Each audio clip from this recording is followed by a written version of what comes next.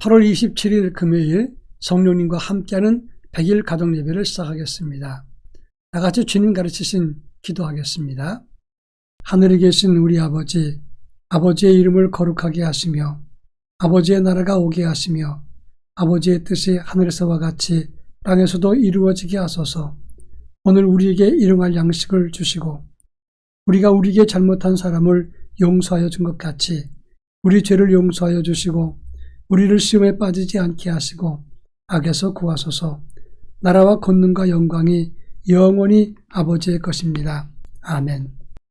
찬송가 342장 너 시험을 당해. 찬송가 342장을 부릅니다.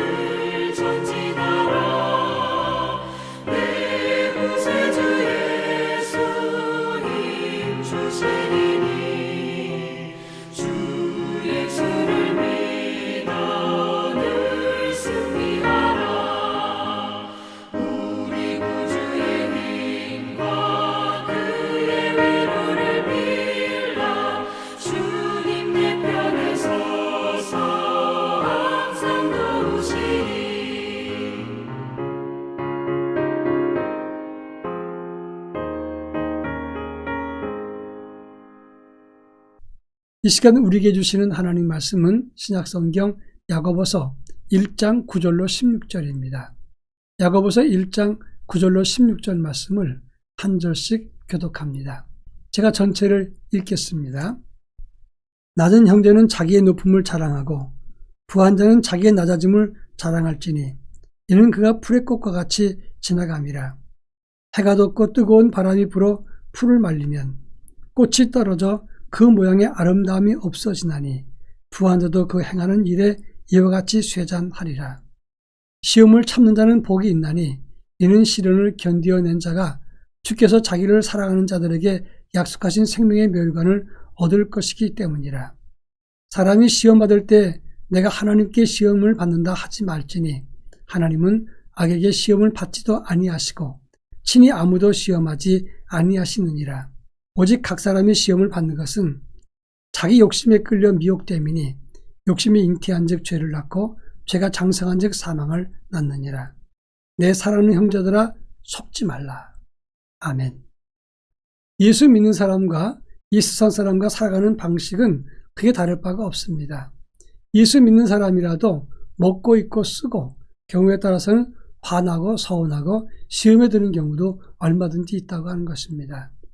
사람이 무슨 일을 만났을 때 그 사건이 열이라면 그것을 해석하고 행동하는 것이 90을 좌우할 수 있다고 합니다.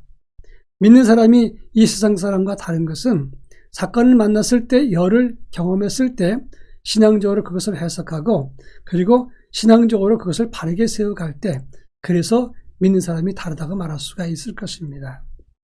신앙인의 삶은 만난 사건을 신앙적으로 재해석하고 긍정적으로 보면서 하나님 영광을 위해서 삶 속에서 적용하며 살아가는 것, 이것이 다른 점이라 이렇게 말할 수 있습니다. 오늘 본문 야고보서는 초대교회 때 시련과 역경을 만났던 성도들에게, 그리고 첫사랑의 믿음을 잃어버렸고 그 열정이 식어져 갔던 성도들에게 예수 십자가 복음을 붙잡자, 그러면서 너희는 이 세상에서 실천적인 믿음을 가지라, 이렇게 권고한 말씀이 야고보서입니다. 오늘 우리가 읽은 야고보서 1장 9절로 16절 말씀은 서론 다음의 부분으로 두 부분으로 이어집니다. 9절부터 11절까지는 경제적으로 여유가 있는 사람들은 어떤 자세를 가져야 되는가, 그리고 11절부터 16절까지는 시험 받았을 때 성도는 어떤 태도를 가질 것인가, 이것을 말씀하고 있습니다. 먼저 9절부터 11절 사이에서 재물에 여유가 있는 사람들은 어떤 태도를 가져야 되는가, 이것을 설명합니다. 야고보는 인생의 무상함을 가지고 설명합니다. 사람이 부유한 소유가 있든지 또 권력이나 신분이나 지위가 높아도 그것은 잠시 있다가 사라지는 풀의 꽃과 같은 것이라고 말씀하고 있습니다. 여러분, 해가 뜨고 뜨거운 바람이 불면 풀이 마릅니다. 그리고 피었던 꽃도 떨어지고 아름다운 모양도 사라집니다. 부자의 여유도 세상 권력과 소유도 마찬가지입니다. 우리가 가지고 있는 모든 것이 영원하면 좋겠지만 영원히 있는 것은 없습니다. 우리의 건강도 소유도 권력도 다 화무시비용입니다. 열을 붉은 꽃이 없다는 말입니다. 여유나 권력이나 지성, 자랑할 것이 없습니다. 다 지나가는 것이기 때문입니다. 그런 차원에서 우리가 뭔가 가지고 있다고 자랑할 것이 아니라 하나님 앞에 겸손한 모습으로 섬기는 모습, 그리고 인생이 허무한 존재라는 사실을 기억하고 겸손히 행하는 사사가 우리 모두에게 필요한 것입니다. 그런가 하면 둘째 주자가 12절부터 16절까지인데 성도가 당하는 시험의 문제를 다루고 있습니다. 그런데 이 시험의 문제는 같은 단어 시험이라는 단어를 쓰지만 내용적으로는 두 가지입니다. 12절에서의 시험은 트라이얼, 외부로부터 오는 시련을 말하는 것이고 13절부터 14절까지에서의 시련은 템테이션, 유혹을 통해서 시험받는 것을 말하는 것입니다. 먼저 외부로부터 오는 시험에 대해서 지금 야고보는 이렇게 말합니다. 야고보서 1장 2절로부터 4절까지는 시험을 기쁘게 여기라, 이렇게 말하면서 너희가 시련을 만났을 때 그것이 인내를 만들어내고 인내를 온전히 이룰 때 너희의 영성도 온전함을 가지게 된다, 이렇게 말씀하고 있습니다. 밖으로부터 왔던 시련, 이것은 그 당시 이 야고보서를 기록했을 당시에 로마의 권력이나 유대인의 회방을 비롯해서 지금까지 이어져 오는 세상의 권력이 교회를 핍박할 때의 시련을 의미하는 것입니다. 그렇습니다. 이런 시련은 끊임없이 이어져 왔습니다. 그런데 이 시련은 힘들지만 잘 견딜 때 우리 영성과 믿음을 온전하게 만든다는 사실을 알아야 합니다. 그런가 하면 이제 13절부터 14절에서의 시험은 유혹으로 인한 시험을 말하는 것입니다. 이 유혹으로부터 오는 시련은 마음속에 악한 마음이 품고 있다가 그 악한 마음에 탐욕과 정욕이 들어가서 그것이 실천적으로 나올 때 죄를 짓게 만드는 시련을 말하는 것입니다. 많은 사람들이 스스로 악을 품고 탐욕과 정욕을 품고 있다가 죄에 빠진 다음에 그리고 고난 속에 빠지면 하나님을 향해서 이렇게 말합니다.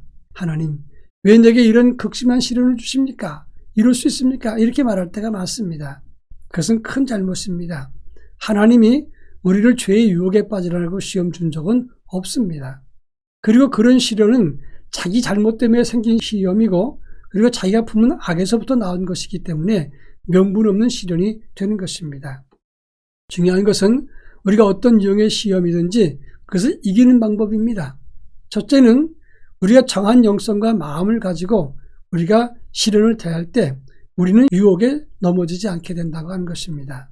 또 한 가지는 소극적인 것이지만 죄의 자리, 유혹의 자리를 피할 때 우리는 그 시련으로부터 자유할 수 있게 된다고 하는 점입니다. 제가 자주 강조합니다마는 사자의 입에 자기 머리를 집어넣고 하나님 안 깨물게 주옵소서, 이런 기도는 잘못된 기도라고 하는 것입니다. 시험의 자리를 알면서 들어가지 말아야 됩니다. 시험의 자리를 피하고 정한 영성과 경건한 마음을 품을 때, 그런 믿음 안에 있을 때 우리는 시험을 이길 수 있게 된다고 하는 점입니다. 이같이 시련을 이기고 겸손함을 품는 하나님의 자녀가 되기를 바랍니다. 다 같이 기도합니다. 먼저는 물질과 그리고 재산과 소유가 있다고 자랑하지 말고 겸손한 믿음을 가지게 하옵소서 기도하겠습니다. 그리고 시험을 이기는 경건과 영성을 가지게 하옵소서 기도할 것입니다. 기도합니다.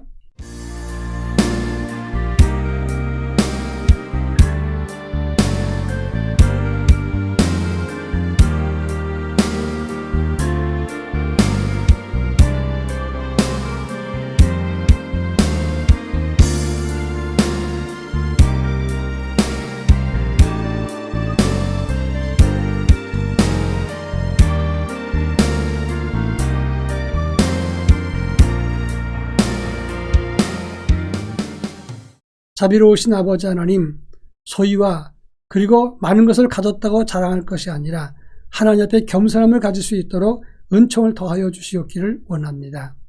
시험을 이기는 영성과 믿음을 갖게 하시고 시험의 자리를 피함으로 시험을 이길 수 있도록 은혜를 더하여 주옵소서. 예수님의 이름으로 기도합니다. 아멘.